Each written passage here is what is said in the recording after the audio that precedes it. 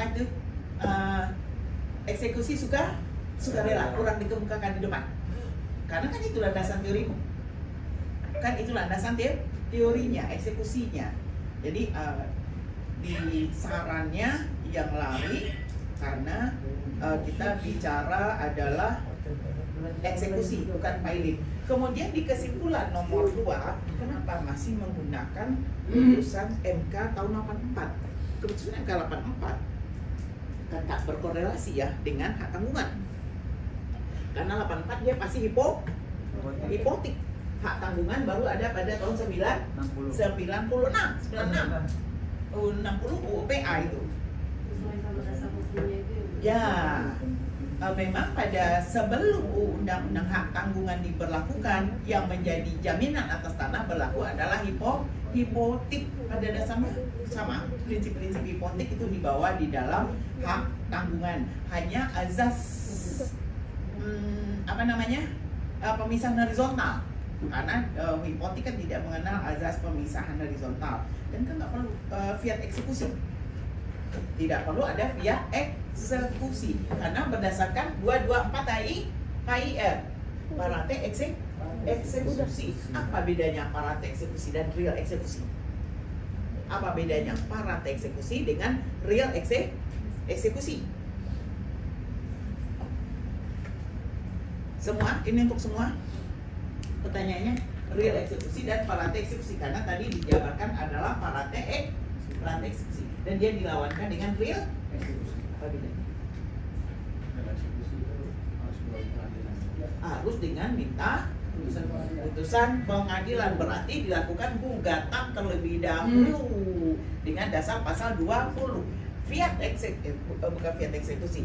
Parate eksekusi dasarnya adalah pasal 6 Undang-Undang Hak Tanggungan. Nah, kalau di sini dikatakan tadi si debitor tidak mau mengosongkan, apa yang dilakukan? Dia sudah dilelang, sudah diterima oleh pemenang lelang. Karena dengan adanya berita acara lelang, penyerahannya sudah terjadi. Dengan adanya berita acara lelang, penyerahan objek lelang sudah beralih kepada si pemenang lelang tanpa perlunya akta PPAT. Nah, ketika sudah beralih kepada si pemenang lelang, tentu dia ingin menguasai fisik dong, karena dia sudah menguasai yuridis. Ketika dia menguasai fisik, ternyata si debitor bandel, nggak mau mengosongkan. Apa yang dilakukan? Permasalahannya itu tadi ya, debitor tidak mau mengosongkan.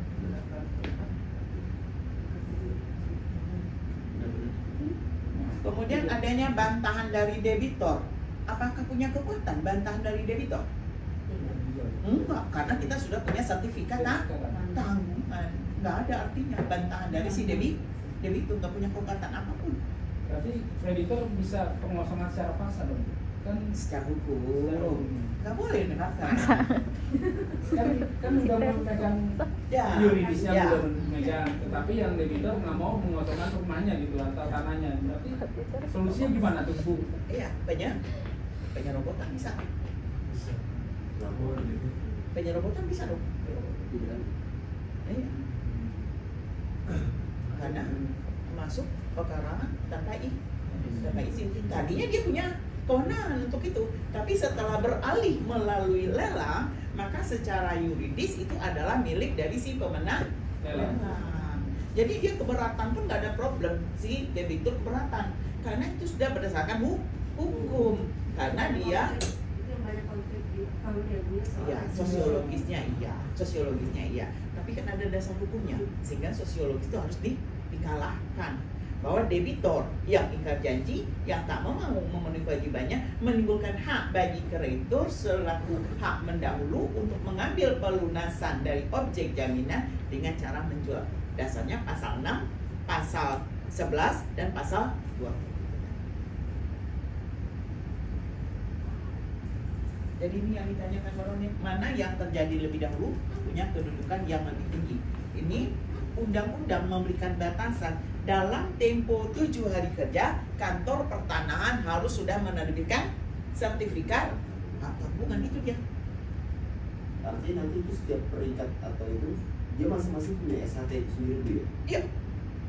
Nah, prakteknya itu para peringkat ini, peringkat pertama, kedua, ketiga, peringkat kedua mau masalah tanggungan atau APHT.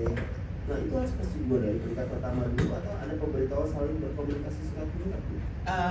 Tergantung daripada janji-janji yang dicantumkan di dalam akte pembebanan hak tanggungan. Kalau ternyata diperjanjikan kreditor tidak diperkenankan lagi menjaminkan hak objek tanah ini untuk kreditor lainnya, mengikat dia. Tapi di dalam pasal 11 jika dimungkinkan pemberitahuan, mama ini tanahnya 10 M, utangnya cuma 500, kenapa nggak boleh nggak? Dimungkinkan. Tapi lihat dulu janji-janji. Makanya itu yang kita katakan dengan fakta apa artinya fakta sunt servanda? Mengikat. Mengikat itu yang mananya? Para pihak. Pasal-pasalnya, klausul-klausulnya, janji-janjinya yang mengikat, pasal-pasalnya yang mengikat, janji-janjinya yang mengikat. Satu lagi privity contract, apa yang mengikat? Apa yang diikat? Subjeknya beda ya. Tapi dua ini saling menguatkan bahwa perjanjian itu harus dilaksanakan sebagaimana yang disepakati. Fakta sunt servanda itu intinya adalah pasal-pasal perjanjiannya. Apa yang disepakati itu yang menjadi undang-undang bagi para pihak. Privity kontraknya pihak-pihak terikat atas perjanjian yang sudah dia buat. Jadi kalau dinyatakan itu beberapa kreditor, rasanya nggak mungkin secara berurutan atau dalam satu, kecuali kreditor sama. Satu ngutang dulu 500, bikin tanggungannya. Kemudian kepada kreditor yang sama, nah top up lagi, mungkin dia bikinnya top up ya. Tambah lagi ya bikin lagi PHT barunya. Kreditornya satu, tapi piutangnya lebih dari satu. Ini bisa pilot nggak? Bisa dimohonkan pilot nggak? Nggak bisa. Karena konkursus kreditornya tidak terpenuhi. Kreditornya sama.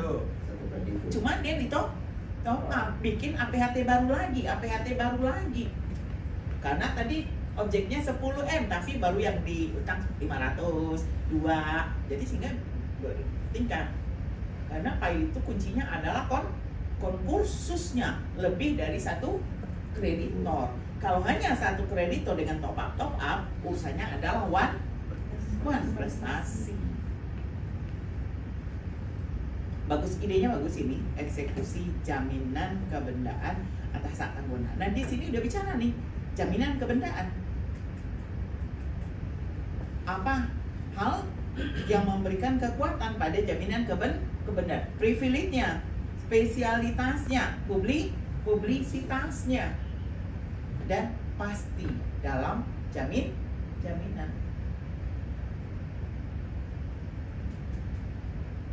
Nah, 224 HIR itu adalah sebagai grosse akte. Dengan grosse akte itu tanpa perlu ada putusan pengadilan. Grosse akte itu turunan akta yang dikeluarkan yang situ ada irah-irah demi keadilan berdasarkan ketuhanan yang Maha Esa. Dia disamakan. Ketika disamakan, barang yang tidak sama tapi dianggap ada, disamakan dengan putusan pengadilan sehingga dapat dilakukan eksekusi sesuai halnya dengan putusan pengadilan. Tapi memang perlu dipahami beberapa cara eksekusi yang ada di dalam undang-undang hak tanggungan itu menimbulkan adanya kurang harmonis, adanya disharmonis berkaitan dengan eksekusi. Pasal 6 kemudian dengan pasal 20 bahkan juga di bawah tangan. Di sini sebenarnya cara privat ya. Privat. Maksudnya adalah tanpa bantuan lelang. Karena kalau ini kan privat, hubungan para pihak. Kalau para pihak sepakat, ya silakan selesaikan. Yang terlarang adalah apa yang terlarang? Apa yang terlarang? Pasal 12. Apa yang terlarang? Kreditur terlarang memiliki objek jaminan meskipun ada janji untuk itu. Karena kalau kreditur jadi pemilik, dia harus dengan cara membelinya. Karena yang dibayarkan utang, bukan ngambil tanah. Meskipun diperjanjikan janji itu adalah terlarang ya. dianggap nggak pernah ada. Klausulnya lenyap, hak tanggungannya tetap berlaku, mengikat, hak tanggungannya mengikat. Hanya yang keliru adalah hanya di pasal kreditor yang diberikan hak untuk jadi pemilikannya, itu saja.